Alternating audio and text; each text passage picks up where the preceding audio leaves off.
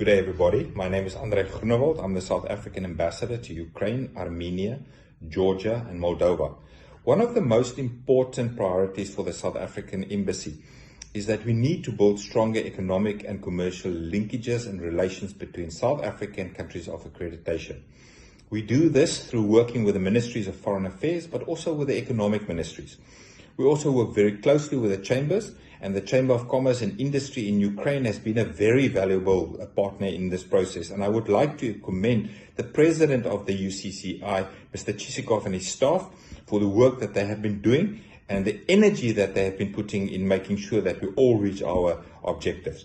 We believe that the trade, economic and commercial profile between South Africa and Ukraine, and between the African and market and the Eastern European market, is underdeveloped and more needs to be done. We have been signing contracts and we are very grateful for this, and we think it's only the start, but more can be done.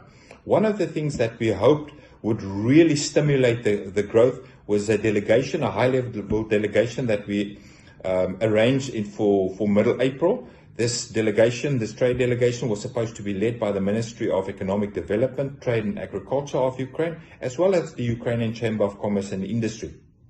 Of course, it didn't take place because of the restriction placed on international travel by the COVID-19, but we hope that the energy, the work and the momentum created around this visit will help us to make sure that we, in any case, continue with this and that the trade delegation will visit South Africa later in the year. In the meantime, the opportunities remain available to everybody, and we are always telling the Ukrainian market that don't just look west to Europe and to America, but also look south to a great market in Africa. South Africa remains one of the greatest markets for Ukraine. In this time of lockdown, I looked at the trade profile, and 6 of the most tradable top 10 exports in South Africa are 6 of the most tradable imports in Ukraine. This complementarity in the trade profile between our two countries is just one hint at some of the many opportunities between the two countries. South Africa remains a hot and emerging market in the world, and we believe with an affluent middle class and a growing consumer market, there remains to be many opportunities for Ukraine. We also have abundant resources like we've always had. We have most of the multinationals are represented in South Africa. We have the number one diversified economy in South Africa.